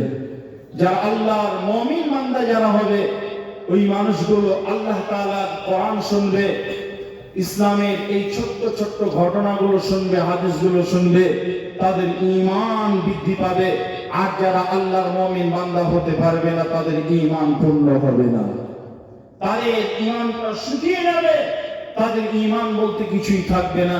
ঈমানে তাদের ভুল লেগেছে, কট কট কট কট করে যেমন কাঠ কেটে শেষ করে দেয়, তাদের ঈমানে মচ্চা পড়ে গেছে, তাদের ঈমানকে সদা সর্বদা শয়তান কাটছে, কাটতে কাটতে এক পর্যায়ে তাদের শেষ করে দেবে। ওই জায়গা থেকে ফিরে আসার জন্য এই মাহফিলের প্রয়োজন আছে না নেই? জি ভাই, এবার তৃতীয় পয়েন্টের উপর আলোচনা করে আমি আপনাদের সামনে বক্তব্য শেষ করব। আপনার বলতে বললে বলবো, না শেষ করে দেব। ছোট্ট করে বলি, কি ঘটনা? আল্লাহ তাআলা বলেন, وَإِذَا تُلِيَتْ عَلَيْهِمْ آيَاتُهُ زَادَتْهُمْ إِيمَانًا وَعَلَى رَبِّهِمْ يَتَوَكَّلُونَ। আল্লাহ তাআলা বলছেন মুমিন যে লোকটা হবে তার তৃতীয় নাম্বার গুণ হবে সে সদা সর্বদা আল্লাহর উপরে ভরসা রাখবে। মুমিন কার উপরে ভরসা রাখবে? না আল্লাহর উপরে ভরসা রাখবে। জোরে বলেন, কার উপরে রাখবে? মুমিন আল্লাহর উপরে ভরসা রাখবে। বিপদে আপদে সদা সর্বদা মুমিন আল্লাহর উপরে ভরসা রাখবে। আপনারা বলেন, যখন আপনার 2 বছর আগে, যখন 2019 সাল 21 সালের আগে, যখন করোনার আগের মুহূর্তে দেশ ছাড়ো, আমি এনআরসি করে মুসলমানকে বাহির করে দেব আন্দোলন যখন শুরু হলো, পার্লামেন্ট যখন থরথর করে কাঁপছিল, ওই সময় বিজেপি বলছিল এই দেশে মুসলমান রাখা যাবে না, এনআরসি করে অন্তত পক্ষে পশ্চিমবাংলা মুসলমানদেরকে বাংলাদেশ পাঠাবো। ওই সময় মুসলমান বলছিল যতক্ষণ পর্যন্ত দিদি আছে, দিদির উপরে ভরসা পূর্ণাঙ্গ আছে। বলেছিল কি বলেন? চাচা কোথায় যাবে গো? বলছে এই কার্ডটা ছুটে গেছে রে বেটা। কিসে? না আধার কার্ডে। তো জুম্মার আজান হচ্ছে যে, আগামীতে পড়ে নেব। তা আপনি কে বলেছে আপনাকে ঠিক করতে? বলছে দিদি বলেছে আধার কার্ড ঠিক থাকলে পারে আমি এদেশ থেকে কাউকে বাহির করতে দেব না। এই জন্য দিদির কথা মতো আধার কার্ডের কার্ডটা ঠিক করতে যাচ্ছে। আমার নাম আব্দুল আলিম, আয়ের কার্ডটা বাদ গেছে, এই জন্য ঠিক করতে যাচ্ছি। কথা ঠিক বলছি না ভুল বলছি? হয়েছিল না হয়নি? দিদির উপর ভরসা। আল্লাহ বলছে বাটফোরের বেটা বাটফো, আমার জমিনে খাবি, আমার জমিনে চলবি, আবার আমার বিরুদ্ধে কথা বলবি। ভরসাটা আল্লাহর উপরে কথা বলতে পারলি না, আল্লাহর উপরে ভরসায় কথা বলতে পারলি না, রাগ করছেন নাকি? না, আল্লাহ কথা বলছেন। তা ভাইয়ান, আজকে বর্তমান সময়ে গোটা পৃথিবীতে নয়, গোটা ভারতবর্ষে কথা বলছি। আজকের একটা নিউজ পড়ছিলাম, আবু সিদ্দিক নামক একটা ছেলে, পশ্চিম বাংলায় বাড়ি, মুসলিম ছেলে না হিন্দু ছেলে? আবু সিদ্দিক, কথা বলে না কেন? মুসলিম ছেলে। সাব ইন্সপেক্টর তার বাড়িতে গেছে, ছেলেটাকে তুলে নিয়ে এসে থানাতে নিয়ে গেছে। কি অপরাধ? 2 লক্ষ টাকা দিয়ে অপরাধটা বলবো। 2 লক্ষ টাকা বাড়ির লোকজন ম্যানেজ করে দিয়েছে, আগে দিতে চাইনি, ঘরে ভরে লকআপে ভরে বেধড়ক মেরেছে। মারার পর যখন বাড়ির লোক মাঠ দেখেছে, মাঠ থেকে বাঁচানোর জন্য 2 লক্ষ টাকা কোন রকমে ম্যানেজ করে দিয়েছে। যখন 2 লক্ষ টাকা ম্যানেজ করে দিয়েছে, তখন এতটাই মেরেছে, সারা রাত ব্যাপী মেরেছে। ছেলেটার শরীরে এত ক্ষত বিক্ষত হয়ে গেছে, ছেলেটা পরের দিন বলেছে সোনা যত আছে বাড়িতে সব হাজির করে, না হলে মারতে মারতে মেরে দেব। সোনা যা ছিল, চেন ছিল, কানের ছিল, চুল ছিল, হাতে ছিল, যা ছিল বাড়িতে সব নিয়ে গিয়ে তাকে দিয়েছে। তারপরে অন্ধকারে তাকে নিয়ে গিয়ে এমন মার মেরেছে, বুকের লাথি মেরেছে। এই মারতে মারতে ছেলেটার জীবন শেষ করে দিয়েছে। এনআরসি যখন তাকে অবস্থা খারাপ দেখে যখন ছেড়ে দিয়েছে, এনআরসি নিয়ে গিয়ে ভর্তি করার সঙ্গে সঙ্গে ডাক্তার বলে দিয়েছে কিডনিতে এতটা আঘাত হয়েছে, ফুসফুসে এত আঘাত হয়েছে, এর শরীরে এত আঘাত হয়েছে, এই লোকটা শুধু আঘাতের কারণে মারা গেছে, অন্য কোনো কারণের নেই, সব নষ্ট হয়ে গেছে, মারের আঘাতে পচে শেষ হয়ে গেছে। এ হলো মুসলমান। ওই মালটা কি ভাবছেন সাব ইন্সপেক্টর যেটা ছিল ও কি মানুষ? মানুষ নই। এখন দেশ একটা আওয়াজ তুলছে, ভারতবর্ষে একটা আওয়াজ উঠছে, পার্লামেন্ট থেকে শুরু করে সর্বস্তরে। আওয়াজ কি? 2টি কথা বলছে। একটা কথা হলো দেশ এক, নাম তার ভারতবর্ষ, একটাই দেশ, এদেশে আইন চলবে একটা। মুসলমানের জন্য শরীয়তে আইন থাকবে না, আপনার খ্রিস্টানের জন্য তাদের আলাদা আইন থাকবে না, অন্যান্য জাতির জন্য আলাদা কোনো আইন থাকবে না। দেশে যে আইনটা তারা পার্লামেন্ট থেকে যেটা পাস করবে, সেই আইনের উপরে গোটা ভারতবর্ষের মানুষকে মেনে নিতে হবে। মুসলমানের মেয়ে শরীয়তে শরীয়তের দৃষ্টিতে বিবাহ হবে, এটা হতে পারবে না। শরীয়তের দৃষ্টিতেও আপনার মেয়ে খুতবা পড়ে বিবাহ হবে, এটা তারা বলছে হবে না। কারণ আপনারা খুব ভালোভাবে জানেন ওয়াকফ সম্পত্তির যে বিল তারা পাস করতে যাচ্ছে, এই অজুহাতে আপনার এই যে মাদ্রাসার জমি, এটা হলো ঈদগাহ, এটা ওয়াকফ হয়ে গেছে ঈদগাহ নামে। যখন আপনি যখন রেজিস্ট্রি করেছেন তখন এটা হয়ে গেছে আল্লাহর জমি। এই জমিটার মালিক সাধারণ মানুষ, এই মালিকানা হলো সাধারণ মানুষ। সেটা আপনার হিন্দু, মুসলমান, জৈন, খ্রিস্টান, সেটা ভিন্ন কথা, কিন্তু এর আসল মালিকানা হলো মুসলমান। মুসলমানের আপনার অর্জিত টাকা দিয়ে আপনার এই সম্পত্তি কেনা হয়েছে। আপনার মসজিদ এটা মুসলমানদের ওয়াকফ করা সম্পত্তি, মাদ্রাসা মুসলমানের ওয়াকফ সম্পত্তি, ঈদগাহ মুসলমানের ওয়াকফ সম্পত্তি, কবরস্থান মুসলমানের ওয়াকফ সম্পত্তি। এগুলো সব যখন মুসলমান রেজিস্ট্রি করে দেয় তখন এটাকে বলা হয় ওয়াকফ লিল্লাহ, আল্লাহর রাহে এরা মুসলমানরা দান করে। আজকে এই জলসাতে আপনি দান করবেন, আল্লাহকে সন্তুষ্ট করার উদ্দেশ্যে দান করবেন। এই দানটা হলো ওয়াকফ লিল্লাহ, এটাকে বলা হয় ওয়াকফ লিল্লাহ, আল্লাহ রাস্তায় দান করা। তা ভারতবর্ষে যত সম্পদ আছে মুসলমানদের ওয়াকফ সম্পত্তি, এই ওয়াকফ সম্পত্তিগুলো তারা দখল নিতে চায়। ওই দখল নিতে গিয়ে আপনার বাবার জানাজা তারা পড়াতেও পারে, পড়াতে দিতেও পারে, নাও দিতে পারে। আপনার মসজিদে যে ইমাম থাকবে ওই ইমামকে তারা যেভাবে খুতবা দিতে শিখিয়ে দেবে সেভাবেই খুতবা দিতে হবে। আমার মনের মতো খুতবা দেব এটা হতে পারে না, চাইলেই যে সেইভাবে খুতবা হবে এটা নয়। তারা যেই কায়দাতে খুতবা দেওয়ার কথা বলবে ওই কায়দাতে খুতবা দিতে হবে। বন্ধু, এই আইন তারা চালু করতে যাচ্ছে। আমি বলবো যে মুসলমানের আইন যেটা আছে শরীয়তে আইন, মুসলমান রক্ত থাকতে এক বিন্দু পরিমাণ মুসলমানের শরীরে রক্ত থাকবে, মুসলমান শরীয়তের আইনের উপরে থাকবে। তাকে না মুসলমান নামাজ পড়ুক চাই না পড়ুক, মুসলমান এক ওয়াক্ত নামাজ যদি না পড়ে তারপরে তার বাপ মরলে জানাজা হবে, বাপ মরলে পরে তার গোরস্থানে তার জানাজা দেওয়ার পর গোরস্থানে মাটি দেওয়া হবে। আপনার ছেলে আপনার মেয়ে শরীয়তের দৃষ্টিতে বিবাহ হবে। এটা যদি তারা এটা মানা দেয়, আপনার ঈদের দিনে ঈদ যদি তারা মানা দেয়, মুসলমান প্রয়োজনে এই দেশকে স্বাধীন করতে গিয়ে যেমন ইংরেজদের হাত থেকে মুসলমান, হিন্দু, জৈন, খ্রিস্টান সবাই যেমন এক দলবদ্ধভাবে দেশকে স্বাধীন করার জন্য একদিনে মুসলমান রক্ত ঝরিয়েছিল, শাহাদাত বরণ করেছিল। এই ভারতবর্ষকে ইংরেজদের হাত থেকে মুক্ত করার জন্য মুসলমান রক্ত দিয়েছিল।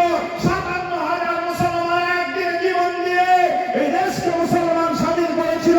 প্রয়োজনে উহুদে যেমন মুসলমান রক্ত দিয়েছে, বদরে যেমন রক্ত দিয়েছে, আপনার খন্দকে যেমন মুসলমান রক্ত দিয়েছে, বিনয় নিয়ে এসেছে, মুতার প্রান্তে যেমন মুসলমান রক্ত দিয়েছে, স্ত্রীকে বিধবা বানিয়েছে, ছেলেকে এতিম বানিয়েছে।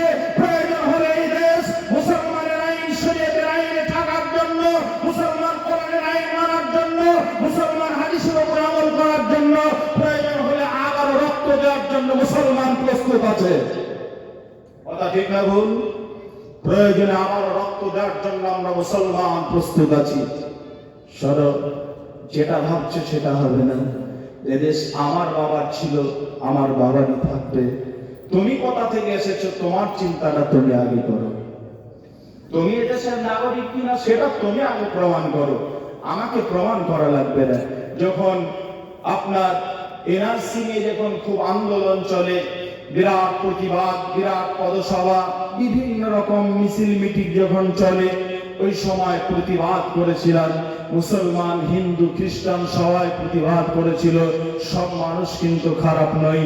সেই সময় আমরা মুক্ত মঞ্চ করেছিলাম পলাশীর মাটিতে। যেই পলাশীর মাটিতে নবাব সিরাজউদ্দৌলার সঙ্গে ইংরেজদের যুদ্ধ হয়েছিল, যে কোনো কারণে, ভুলের কারণে মুসলমানরা পরাজিত হয়েছিল। সেই জায়গাতে মঞ্চ তৈরি করে ওই মঞ্চে যেটা প্রতিবাদমূলক একটা ইসলামী সঙ্গীত গেয়ে প্রতিবাদ করেছিলাম। আপনাদের ২-৪টে পড়ে শোনাচ্ছি।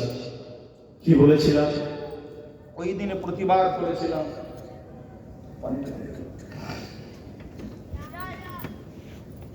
জি, প্রতিবাদ করেছিলাম। ওই দিনে বলেছিলাম,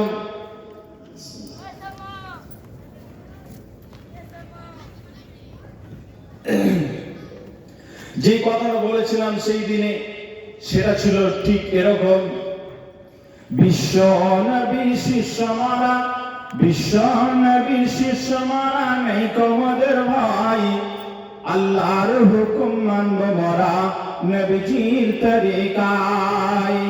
নবীজি মোদের পথের প্রতি কোরআন দিশানি, আলেম ওলামা তার চারা আজ সানি সারি।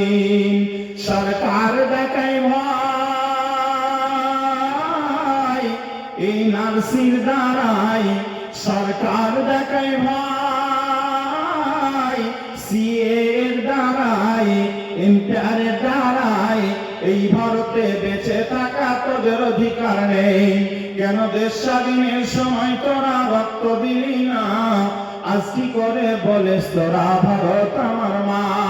ওরে হিংসুকেরই দল, তোরা সত্য কথা বল, মুসলমানেরা কি করেছে ইতিহাসটা কল।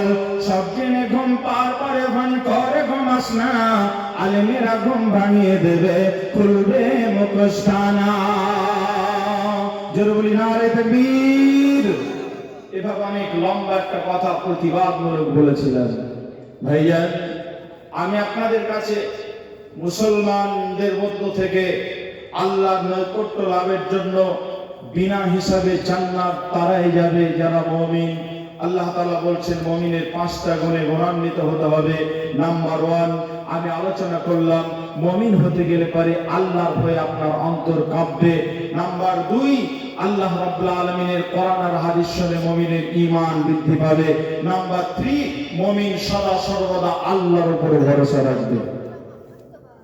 আল্লাহ রাসূল যখন মক্কা থেকে মদিনায় চলে যাচ্ছেন, আলীকে বলছেন, আলী এটা হলো আমার বিছানা, চতুর্দিকে সশস্ত্র বাহিনী আমার অপেক্ষা করছে, আমাকে পেলে তারা টুকরো টুকরো করবে। তবে শোনো আলী, এই বিছানায় তুমি শুয়ে যাও, আমার এই চাদরটাই তুমি উপরে চাপিয়ে দাও, আমার বিছানায় শুয়ে যাও। সকাল যখন হবে আলী, তখন এটা হলো এতিমের মাল, এটা বিধবার মাল, প্রত্যেকের আপন আপন মাল তুমি বুঝিয়ে দেবে, যে আমার সাথে মদিনায় এসে দেখা করবে। এই কথাগুলো বিশ্বনবী মুহাম্মদ সাল্লাল্লাহু আলাইহি সাল্লাম আলীকে বলে তিনি এবার চলে গেলেন। অনেক কথা আমি শর্টলি বলছি। আল্লাহর নবী যখন চলে গেলেন, আল্লাহর নবী সাহাবী হযরত আলী যখন সকাল হলো ওই বিছানায় ঘুমিয়ে গেলেন। সকাল হলে এতিমের মাল এতিমকে বুঝিয়ে দিলেন, বিধবার মাল বিধবাকে বুঝিয়ে দিলেন, সবার মাল আপন আপন বুঝিয়ে দেওয়ার পর এবার বিশ্বনবী মুহাম্মদ সাল্লাল্লাহু আলাইহি সাল্লাম চলে যাচ্ছেন। কোথায়? বিশ্বনবী সাহাবী এবার মদিনায় চলে যাচ্ছেন। মদিনায় যখন যাচ্ছে, মদিনাবাসী খবর পেলেন আনসার আর মুহাজিররা যে যেই রাতে নবী আলীকে রেখে এসেছিলেন, সশস্ত্র বাহিনী চতুর্দিকে সূত্র বাহিনী দাঁড়িয়েছিল, আর ওই ঝুপড়ায় ওই মহল্লাতে রাসূলের এই যে ঘরটা ছিল, ওটা ছিল আপনার খেজুর পাতার বেড়া। ওই ঘরের মধ্যে সাহাবীকে রেখে চলে এসেছিলেন। খবরটা কি ঘটেছিল পরের দিন বা রাতে কি ঘটেছিল আলীর মুখ থেকে শুনতে পাওয়া যাবে। বড় উদ্বেগ নিয়ে সব সাহাবীরা বসে আছেন, খবরটা ওর মুখ থেকে শুনবো। এমন সময় বিশ্বনবী মুহাম্মদ সাল্লাল্লাহু আলাইহি সাল্লাম উঠে চলে যাচ্ছেন। খাওয়া খাচ্ছেন, ছেড়ে দেবো, চলে যাচ্ছেন দেবো। আসলে ব্যাপার হলো ছেড়ে দিন, রাত হয়ে যাচ্ছে, আপনি একা যাবেন, আমাকে নিয়ে যান। গত পরশুদিন প্রোগ্রামে অনেক মানুষ, কোথায় যাচ্ছেন? আমার একটু কাজ আছে, আপনি চালান। 10-12টা লোক দেখছি বিভিন্ন জায়গা থেকে উঠে চলে গেল। আমি বলছি, ভাই কেউ না বুঝলে, বাচ্চার খবর কেউ না জানলে মা জানে। কথা ঠিক না ভুল? কেউ না জানলে কে জানে? মা জানে। বাচ্চা এখন কি চাচ্ছে এটা মা জানে। জি ভাই, আর একটা উদাহরণ দেওয়া যায়, ওটা বাচ্চা ছেলে আছে ওই জন্য বলছি না। তা মা জানে বাচ্চার খবর। তা আপনারা যারা উঠে যাচ্ছেন, আমি এই করছি 2018 সাল থেকে, প্রতি রাতে মানুষ নিয়ে কারবার, মাইকার মানুষ, আর কিছু নেই সামনে। এই নিয়ে কারবার, কোন মানুষটা কি চায় বুঝি। আসলে এদের এখন নিঃশ্বাস লেগেছে, রমজানেও টানে কিনা আল্লাহ ভালো জানে। মারা বলতে পারবে, বাড়িতে থাকে তো। টানে গো, ফতোয়া নিচ্ছে মানে না। বিড়ি তো আপনার অনেকে বলছে মাকরু, ফোন করে বলছে বিড়ি তো মাকরু। আর বিড়ি তো একটা খাবার নয়, ও তো ধোঁয়া, ভিতরেও যায় না, কুলি করলেই তো আবার পবিত্র হয়ে যাবে। তো রোজা অবস্থায় কি টানা যাবে? ফতোয়া দেখেন, দুনিয়াতে আর কোনো ফতোয়া পেল না। এরা মনে হয় রমজানেও টানে, লুকিয়ে লুকিয়ে টানে হয়েছে। কারণ এ তো মুখে আপনার কিছু লেগে থাকবে না, বোঝাও যাবে না। তা ভাইজান, তা যদি যান তাহলে বিয়ে খেয়ে আসেন, টেনে আসেন, দুটান করে দিয়ে আসেন। ঘুমটা যদি ভাঙে তা ভাঙবে। হ্যাঁ, আহা, আমি এভাবে একটা গজল মাঝে মধ্যে বলি, পাল্লা রে পালা, জলদি পালা, নইলে তোদের গলে ঝুলবে তালা। হক আসছে বাতিল তো বইছে, হক আসছে বাতিল তো বইছে, ছিনিয়ে নেব মারা জয়ের মালা। পালা রে পালা, জলদি পালা, নইলে তোদের গলে ঝুলবে তালা। আর অনেক লম্বা আছে। জি ভাই, এগুলো হলো বাদাম, রাতের বাদাম, হালকা হালকা দিচ্ছি ঘুম ভাঙানোর জন্য। অনেকে বিড়ি খাচ্ছে, সবাই তো বিড়ি খায় না, ওই জন্যই বাদামগুলো দিচ্ছি যাতে ঘুম ভাঙে। আমার ঘুম ভাঙায়া দিল রে।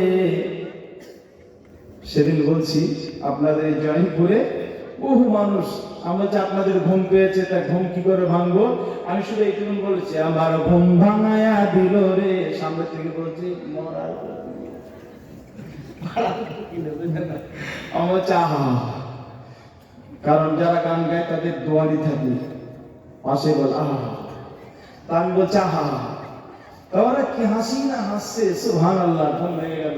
ভাইজান, বলছিলাম যে কথা, আমি আপনাদের সামনে যেটা বলছিলাম, তাহলে মুমিনের 3টে গুণ বললাম, বাকি থাকলো কয়টা? 2টা। ছোট ছোট করে বলে দিই, তারপরে প্রয়োজনে বাকিগুলো আগামীতে বলবো। পুরস্কারগুলো সামনে এসে বলবো না, ছেড়ে দেবো?